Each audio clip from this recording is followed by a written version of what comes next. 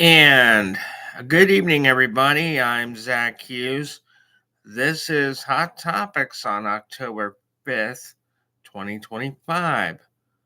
What a pleasant Sunday, and in fact, last week it has been uh, very pleasant weather. We had a great time today, weather wise, and wow. Okay. So, tonight we are going to resume our discussion about living in public housing. What happens when the elevator breaks down? Uh, we're going to look at that. Also, we're going to look at the government shutdown, where it's at, what's going on there. And then we're going to talk about self care and a little more items tonight. Okay, well, let's get down to it. The first thing I'm going to do is put the Hot Topics Facebook page into the chat for you to go over and take a look. If you haven't done so already, give me a like or a follow. And actually, yeah, if you could give me a like or a follow, that'd be great. If you haven't done so already. Okay. Um, so let's dive right in. Um, Public housing and living in it. We talked last week about what it's like to live in public housing. But let's say, uh, there are important amenities in the building. One of which, if it's multi-level, buildings, they have elevators. Typically, um, right now, where I live, we only have one elevator. So, what happens if that elevator breaks down? Oh boy, what a great question. Um, you know, I have not lived on an upper level. To my knowledge, no, I've never lived on an upper level. So I really don't know what that would be like. I can speculate. It wouldn't be very good. But let's talk about what tends to happen with elevators. So I talked about this building being 30 years old that I'm in. It has three levels, three floors. It has one elevator. Um, the elevator here has actually maybe broken down. I want to say three or four times since I've been here in 23 years. Um, recent until this recent breakdown, which is featured in the VT Digger a few days ago, the breakdowns were relatively short. Um, and so, what happens with those? Um, First of all, um, if you live on an upper floor and the elevator breaks down and you have no mobility, most likely you are going to be stuck in your apartment. Or, you can roam around the upper floor. But that's about it. Um, and you would have to rely on support from the outside to come in and assist you. Um, and it gets worse, I think, if one has to work. Um, you know, and that's kind of what I pictured myself in that situation if I was on an upper floor and that happened. Because I do work. And so there is a question about what would happen. And it's not, it's cut and dry. Well, I guess you're not going to work. Well, that's true.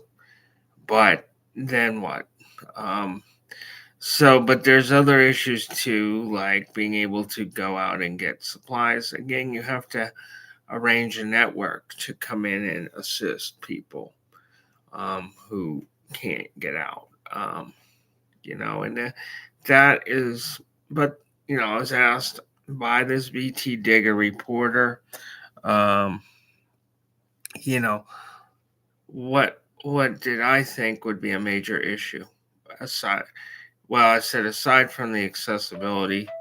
Um, Hang on a minute, folks. Aside from the accessibility, there would be. I'm sorry about that. Aside from the accessibility, there would be other issues um, like mental health. Um, so, it's really important mental health wise to be able to get out each day. Um, and that's concerning. Okay, so if the elevator breaks down, what can be done about it? Well, first of all, um, obviously, depending on the breakdown of what it is, um, will determine how long it might take to repair. And there are a variety of different factors that go into this. And actually, we're not the only ones here uh, where I live that have had to deal with an elevator break. In the last couple of years, I have monitored elevator breakdowns at the French Block in Montpelier and at 22 Keith Avenue in Barrie. Each of these breakdowns lasted for, are you ready for this, months. And, um, you know, this this is very concerning. And it was a theme of either they have to build a part because the elevator model might be so old that they have to do that, or maybe the manufacturer. Um, there's only one company that does something that has to do with the elevator, stuff like that. So it's really, um, you know, frustrating on all levels. And it's not only limited to residential buildings. Commercial buildings have the problem. Where I used to work had this problem. Different type of elevator, but they had the same problem. They had a problem with only one company tended to do the part and all that. So, that's pretty serious. And what I will say about this elevator in this building here, where I live, is it didn't break down very much. Um, and and what I had told the reporter is that the elevator, which is an um, Otis elevator, was pretty old. It was 34. It's 34 years old. So, and typically under Vermont law, elevators are inspected at least once a year. They have a certificate put in view of the rider. You can see the year that it was inspected.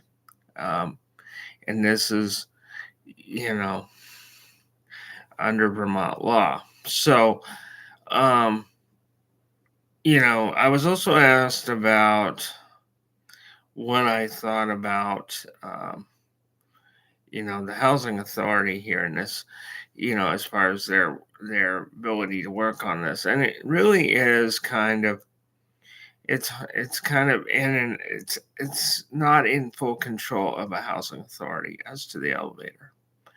Unfortunately, we rely on the company to do its thing to fix the elevator. Um, I don't know what it would be like for me. I haven't really, as I said, been on an upper level. before, but I will tell you this has kind of helped me decide what to do in the future if I move to another place. And it will be that I will not accept an upper floor for this very reason. Um, you'll probably ask, well, what do you expect to do if you, well, I don't know, but I know what I don't want to do. So, yeah, it's really what's important to understand. Um, and it's very stressful when things like this break down, you know. And as I told the reporter, nobody thinks about this sort of thing. It's just a routine thing to take the elevator to the floor to your home, and you don't think that you're going to be stuck in your home for the next 2 to 3 months or more, depending on where you were. Like for instance, I heard I think it was like the French block was down for several months, more than what was done here. So, I mean, and and there were variables, as I said. So, what can you do about this? What can you do?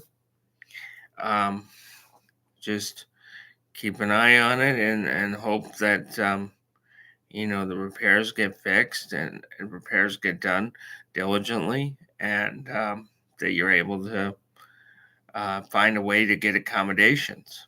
Um, but it is something you should consider when you're on the upper floors. Some of the buildings we're not as fortunate. In my building, we're fortunate because we have that first floor. Um, but in many of these other buildings, they don't have the first floor. They have, the first accessible level. Without taking the elevator. Most of them you have to go upstairs and with the elevator, and so downstairs with the elevator. And so the reality is, if there was a breakdown in the elevator, you'd be really screwed. Okay. And so maybe one of the learning curves in this is to um, ask yourself what you would do. You have no mobility, you're in a wheelchair, or you're not able to do it. What would you do? Because you need to have that implant in place, or you need to find a way. The other thing that worried me, and I did mention in a report, was there were people who were on walkers and canes and they had to take our stairs here. I did worry about it. There were a couple of times. One was on a 95-degree day. It was quite hot, and I was concerned about this neighbor. And then another time, I just remember thinking, well, what if someone falls while going downstairs? And this is the thing. So just just bear in mind, this is part of living in any apartment building. Um, you know, but I thought I'd add this to this unit, this public housing discussion tonight. Um, yeah. So feel free to discuss this in the comments section after the show, and we'll go from there. I'll keep you updated. Just a quick update, actually, the day that BT Digger was here interviewing me, and not interviewing me, taking my picture, there was active work on the elevator going on, meaning that I expect it'll probably be fixed really soon. And we've said this about 1,000 times, but I really think it's heading there. And so that's great news. And, they are working diligently on that. But, it's concerning to say the least. Okay, well, let's switch gears and go on over to the government shutdown. Well, I talked about this last week about this happening, and well, it happened, and there was no There was no magic trick to it. You couldn't. There was no last minute save. Um, and I'm still kind of mixed on it. I'm not talking politics, I'm talking education. And I have, when I discuss this, it's education, it's not politics to me, about what this stuff means. Um, and the only question tonight I have for folks is how long will the Democrats hold out? This is a very, I continue to maintain this is a dangerous game to play. And I know I've had so many people who have said otherwise to me and said, no, we need to do it now. Yeah, but again, we don't play with government shutdowns to do things. There's better ways to do it. And I just have concerns. And I've always maintained, I actually blame both parties for not being able to work something out. And as I said, I've got a couple of people one person who just basically is standing with his view and that I should change my view, which, it's a mixed bag for me. So I'm just watching and waiting like the rest of us. So where are we at? Well, each day, except for, the House has actually gone out for, I believe they said they were going out for like a week. So there's going to be kind of a lag there. But the Senate has tried to pass each day, something, and Democrats continue to hold firm. Again, it's around the health care, subsidies. And yes, let's acknowledge this right where it goes. Healthcare subsidies will disappear or would disappear. And yes, people will have to pay a lot more for their health care. And the Democrats have chosen now to mount this situation. In part, they say because the open enrollment process is going on and stuff like that. And me having being an advocate in healthcare, I'm not really looking at it in that lens about this being the fight right now. One of the things I keep thinking about though is even if it did reopen, like we would be back here on November 21st. We need a better system. We need a better system. We need to be passing a yearly thing. Like every other company, every other place I know has a yearly budget. And it just doesn't happen. We have these things called CRs, continuing resolutions. And this is where the tug of war goes. I would like to discuss just briefly. I discovered after the show last week, about a day or two after, I discovered that my thought process of 1995 being the conception of a government shutdown was, I thought it would started in 1995. Turns out it didn't. It's been going on and off over the years. And I will actually post the the thing I am referencing after the show on the comment section, so you can look forward to that. Yeah, and what they called it was a lapse in appropriation. But yeah, I had thought that they started doing this in '95, and actually it has been going on before that. So I stand corrected on that. So with that said, we are going to keep an eye on it and see where this goes, and go from there. And hopefully it works out. let's um let's look at self-care now. Okay, self-care. Self-care is really where are you at in your self-care this week? I got to do something last week and was really happy with the ability because I had been looking for the ability to go away to get rejuvenated at least a little bit. Normally, I go and get rejuvenated at a yearly thing that I do with the Workers Center. We go to Washington and do protests and stuff. And this year they canceled that event, and so I didn't have anything to go to rejuvenate, as you would say, and so the uh, luckily the board I'm on did have a retreat, even if it was for a couple days. It was enough to kind of give me a little bit of a boost.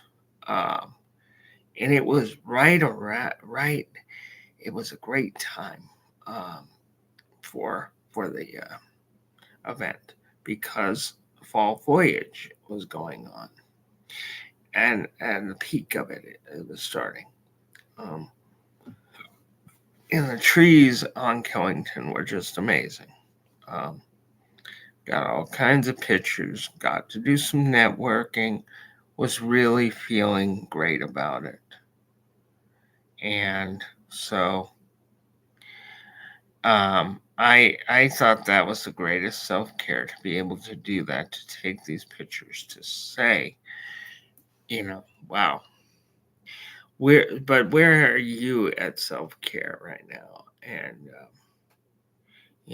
what is your take on self care right now? Are you able to give some time each day, even if it's a small amount of time? That is a good question.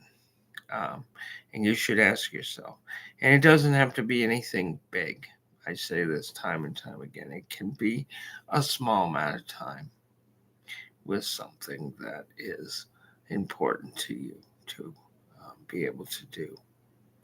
It can be journaling, it can be art, it can be taking pictures, and or it can be as big as taking a vacation. Um, but it doesn't have to be that big. And self care can do a lot for you. And acknowledging that one needs self care is important too. So, just wanted to share that because I think that that's really important to look at. And I also wanted to continue to talk about, the importance of having spaces to do certain things.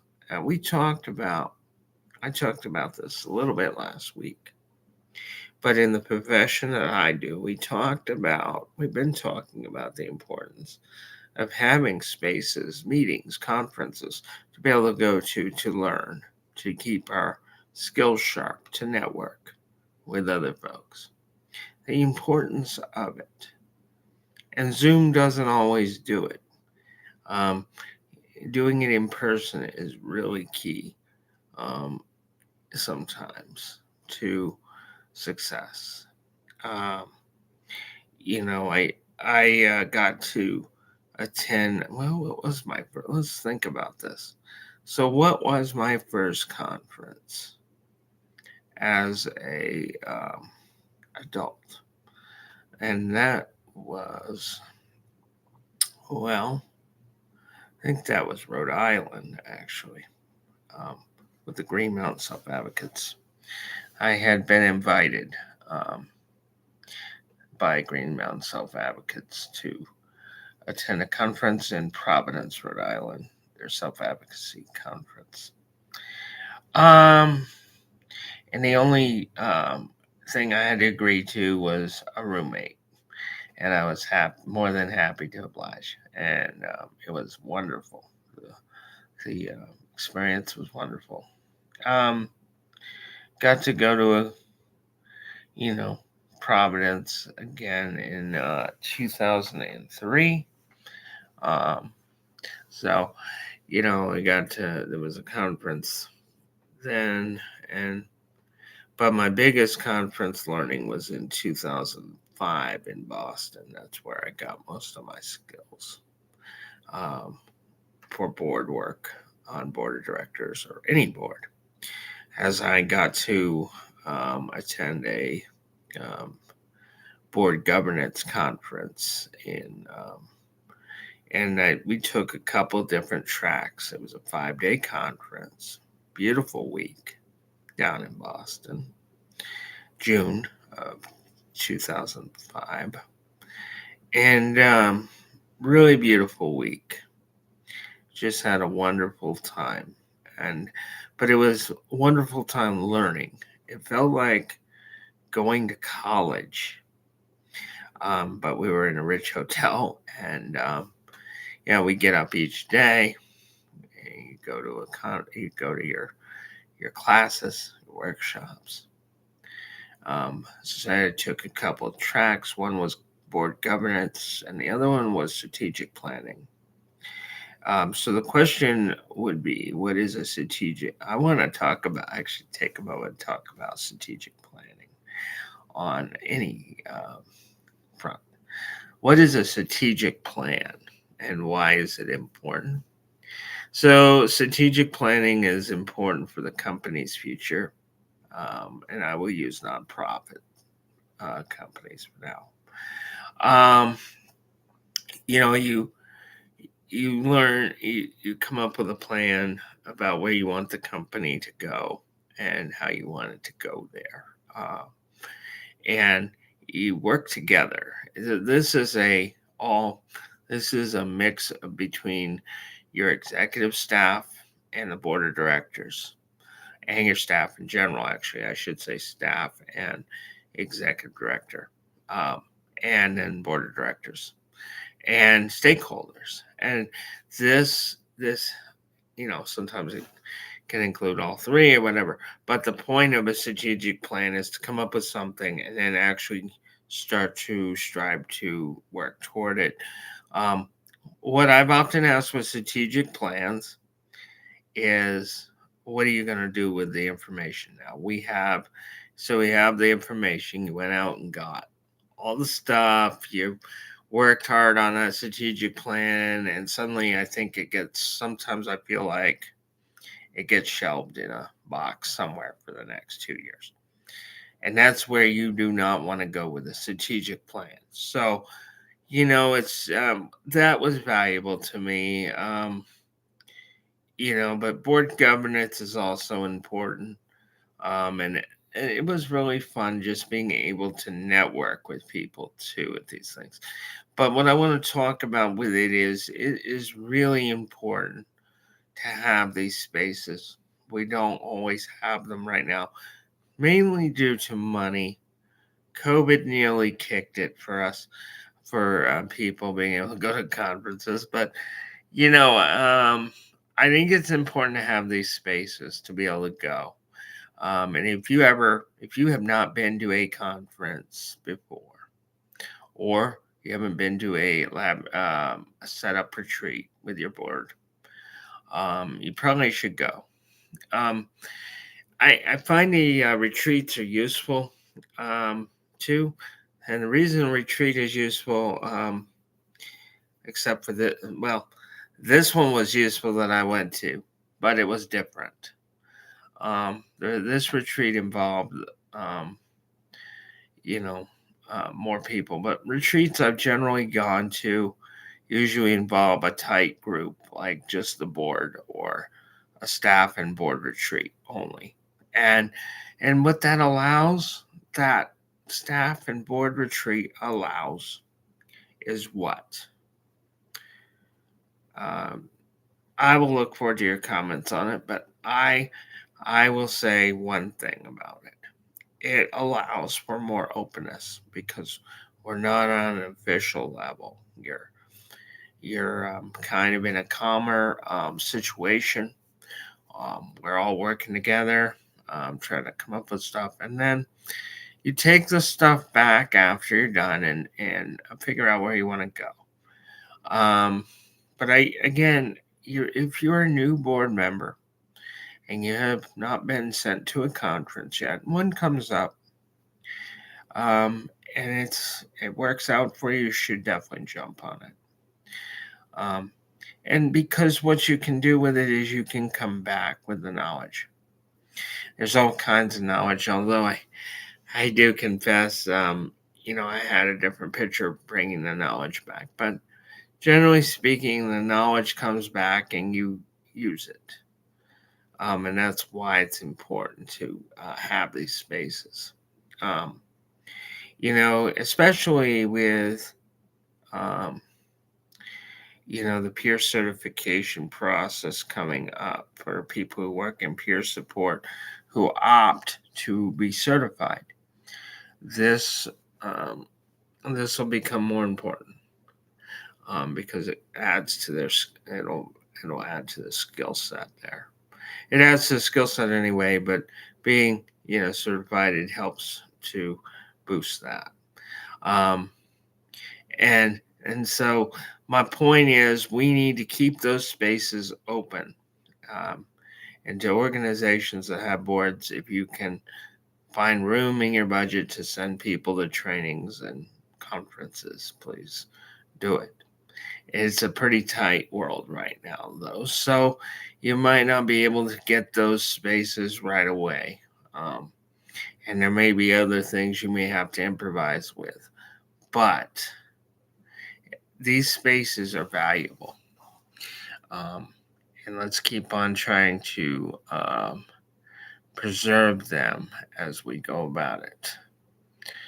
Let's see. What else? Speaking of which, I got to go to a conference. I've been to a few day conferences, but this one was another couple day conference. And it actually happened about 12 years ago.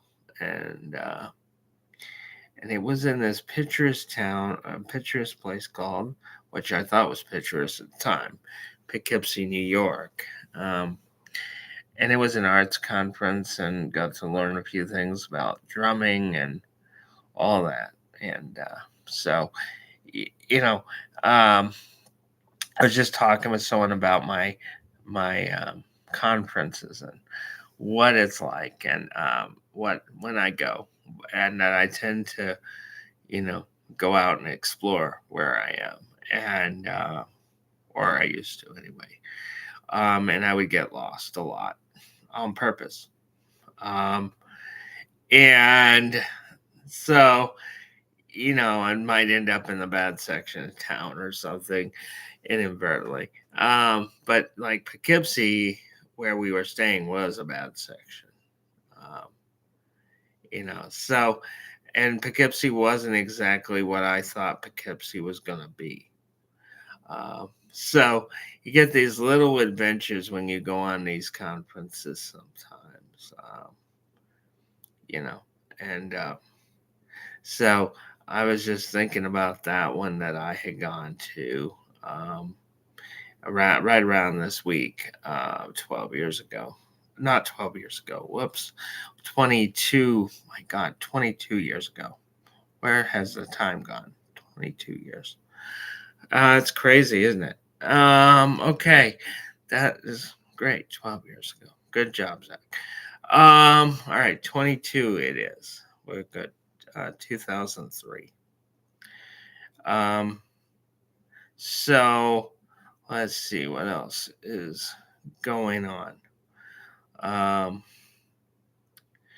At this point, I just wanted to mention that actually sometimes these conferences can be used for self-care too.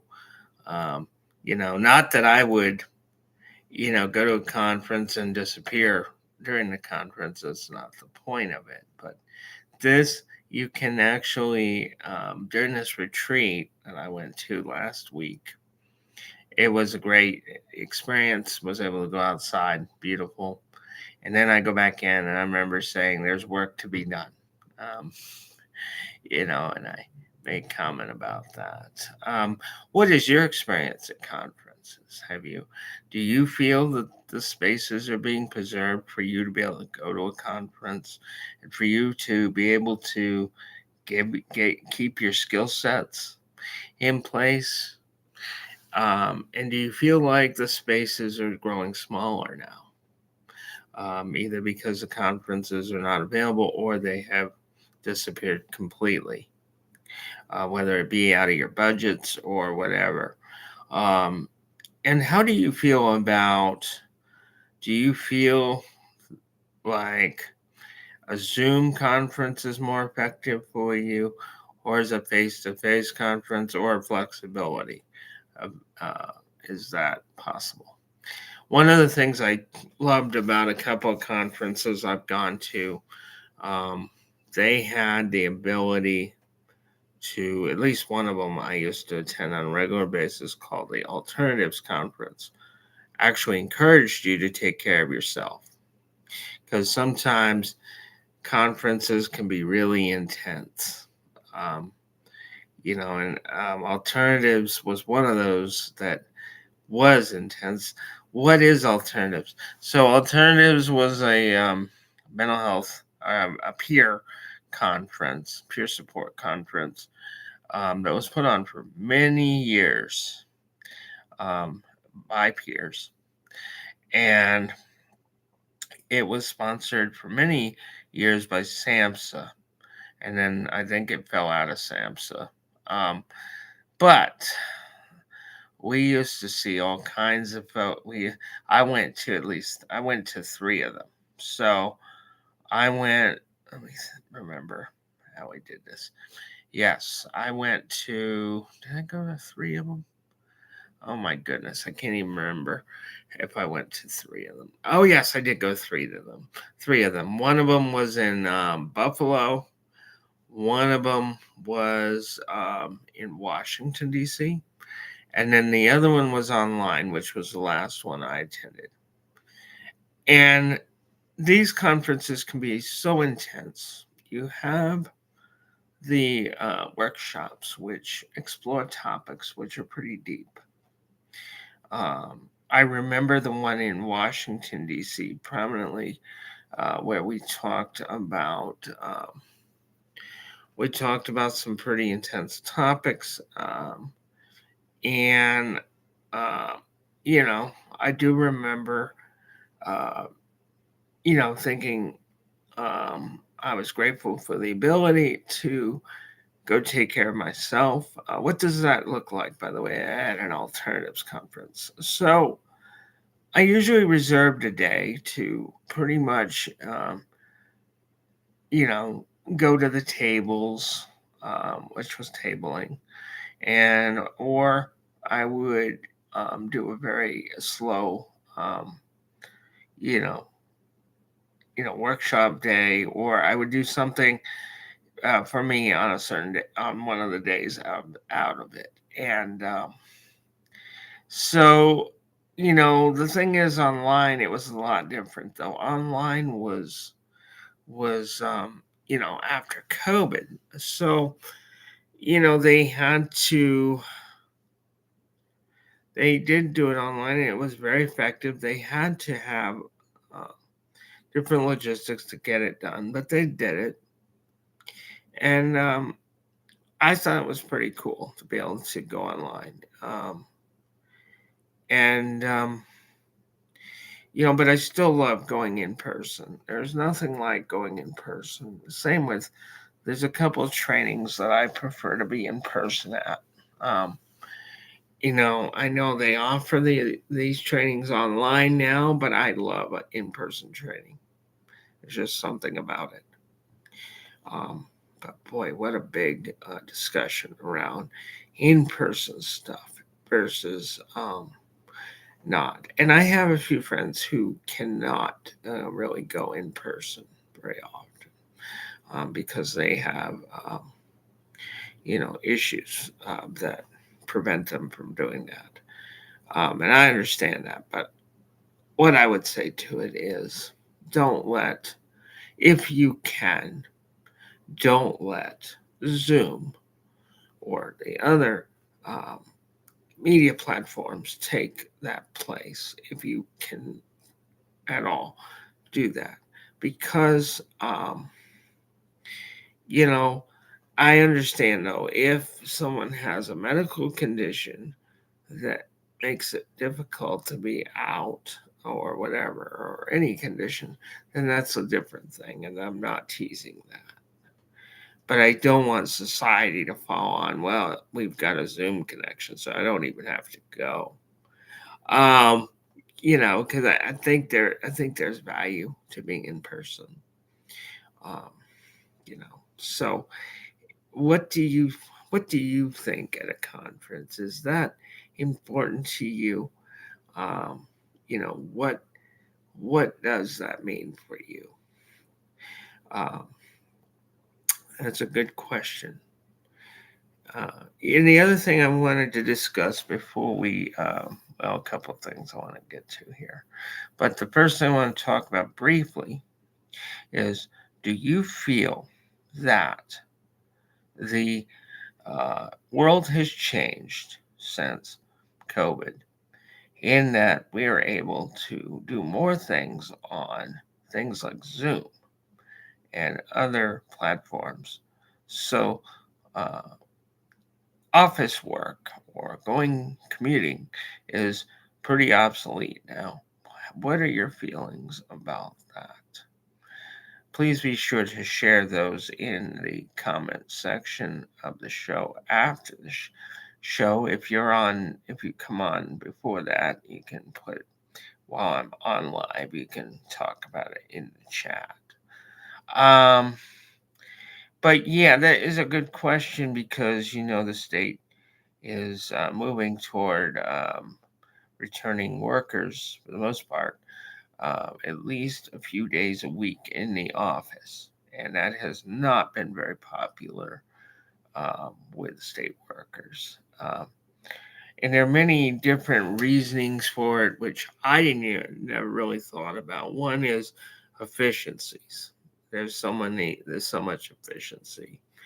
There is more chance, like if you're at home, working home remotely or whatever, uh, your anxiety is probably down, your sickness, you're not as getting sick much.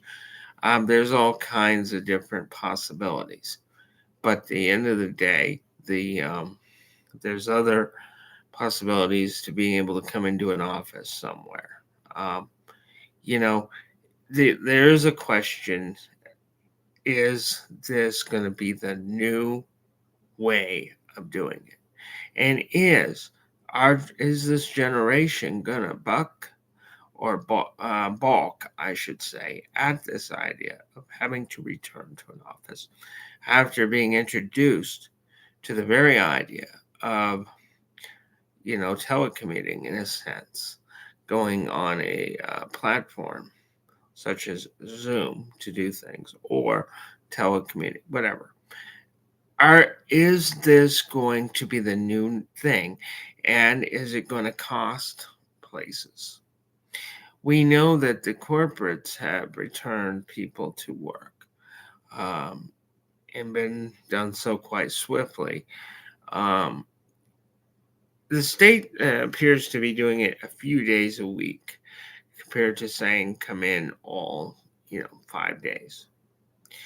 Uh, and they're maintaining that it is important to come together in an in-person situation while state workers are maintaining efficiency and saying commuting is going to cause more cost, and there's all kinds of things to it. So we're going to keep an eye on that. That is due to go into effect in December This includes some out of state work people who are working out of state.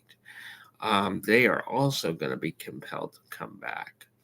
But again, there's a question of how many people are going to balk at this and say, this is the new normal for me. Okay. If I, and of course, I don't usually close doors like that. I would never be like, well, you know what? But there are a couple of exceptions that I made in the last year. And they had to do with health. If if any of these folks, it's possible that it's their health. If you're so used to something for so long and then suddenly you're told, you know what, you need to come back. One of the things that is interesting too is that one gentleman applied for state work because it was remote at the time, and he said it was appealing to him because he needed to have more time at home with his family. He used to travel a lot. And then he felt blindsided in August when the governor said, state workers need to come back. So many taxpayers have indicated that they, it's weird. These comments are, well, they need to go back to work now, and reality is, how many of those folks actually do remote work? And how many have experienced the flexibility of remote work? Now, there's just certain jobs. Now, for instance, if you have a remote work option, and your elevator breaks down in your building, chances are you're still going to be able to work. Let's say you don't have that remote option. Well, guess what? Your options are pretty well, screwed. Now, some folks are going to say to me, well, in these buildings, there are already people who are disabled, so they're probably getting benefits. Not everybody does. So just wanted to clear that up right away. But going back to remoteness, is it the new? So would you balk and say, I'm not going back to the office? Or would you be willing to go back a few days a week? What do you think? And that is a great question as we roll through here, because that is what's happening these days. With the state, they're pretty clear about what they want, and they're not changing course. So expect that in December, but we're going to keep an eye on it. I would love to hear from you about your thoughts on this, and you can comment actually in a couple different places. One of them is you can comment outside this show, because I'm going to be going off the air in a few minutes. But you can comment in the comment section outside this live feed. And then you can also comment on the Facebook page underneath the show. So that's where you can do that. And there are just so many things that are amazing around, Zoom and around telecommuting. We have come a long way. We can use Zoom to do all kinds of things. Zoom or whichever you use. It could be Zoom or Teams or whatever it is you use. Let me tell you something. It has revolutionized things.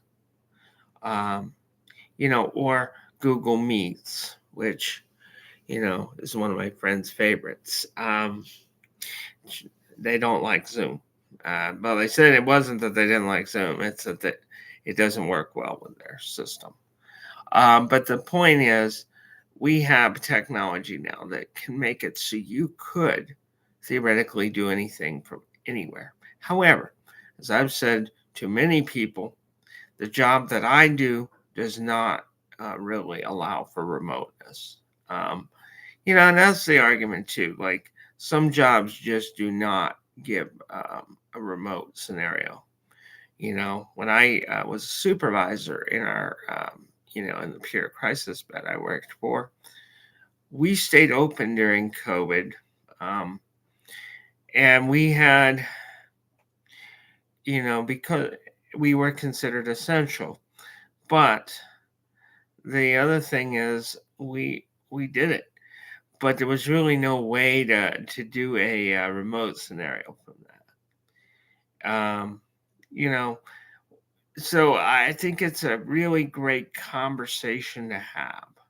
It's a great time to look at if this is going to be the new normal for folks, and if they're willing to, um, you know, stay the course and go back to the office, or if they're going to balk and say no more.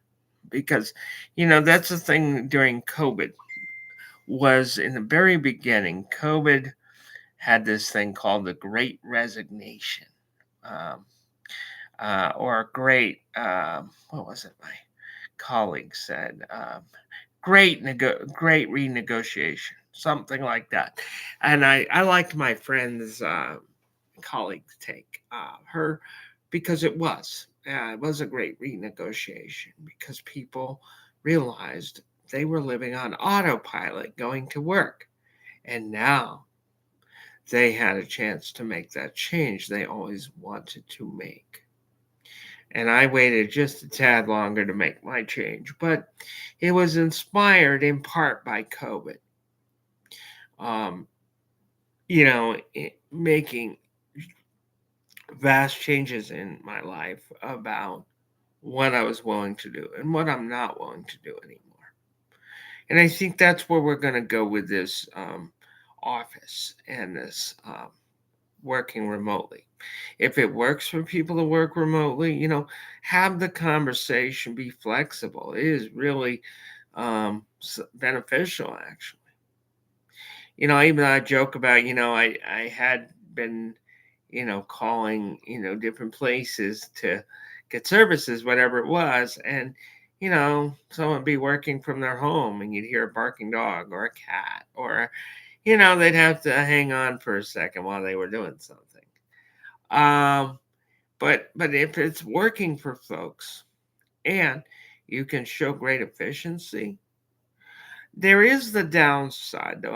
I do want to just quickly go into that before we close out tonight.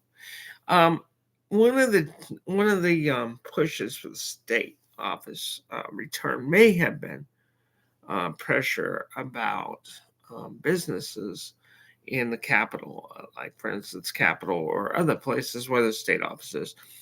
But I want to just specifically say Montpelier right now because there's a lot of pressure on about businesses being able to do what they can do to stay open right now. Without the everyday people in the office, there's not that same volume of traffic. There is also a lot less use going on. So, that's just something to bear in mind as we're looking at this. And that'll be fun. I wasn't planning on doing this topic. I said and more, and this is the and more. So we will look at this a little more next time, and I'll figure out some upcoming possibilities. Just to give you an upcoming, we're hoping to get the show with David Hinault, but it's going to be at the Orca Studio, hopefully. And then I'm hoping to bring on somebody who was affected by my buddy, who was affected by noise at his housing building, and talk to him about the challenges for him. Um, I don't know if he'll come on the show or not. He has his own show, so he might not. I don't know if he will, but we'll see. Those are some upcoming things. Um, and as always, we like to keep that hot topics page kicking I am going to add something in the comments a little bit later here on the YouTube channel. And that is going to be about the shutdown picture I saw this week about other shutdowns over the years. And it kind of changed what I thought was the case. So look forward to that, folks. And I really hope you have a wonderful week. We're still going to get some nice weather. Um, it's going to, I think, rain on Tuesday. Um, and I don't plan to play with my scooter on Tuesday. I don't want to do that again for a little while. But before I go, I want to wish another way a very happy 40th anniversary. Boy, 40 years for a place is amazing. I've been to different anniversaries for different organizations. Well, I started at 30, went up to 40. I think I was at 30. Well, yeah, no, I was at the 40th anniversary of this organization at an organization, and then we went to 50. So, I'm hoping another way. We'll see you in about 10 years at 50. Heck, 45 is even a kicker. But again, thanks for everything Another Way does and everybody there who makes that happen. That is a drop-in center for psychiatric survivors, open each day, 8 a.m. to 6 p.m. on Berry Street at 125 Berry Street in Montpelier. Again, happy anniversary to you. And it was a joy attending the event yesterday. Thank you. And from Montpelier this beautiful Sunday evening, I am Zach Hughes. And guess what time it is, folks? I am out of here. See you next week.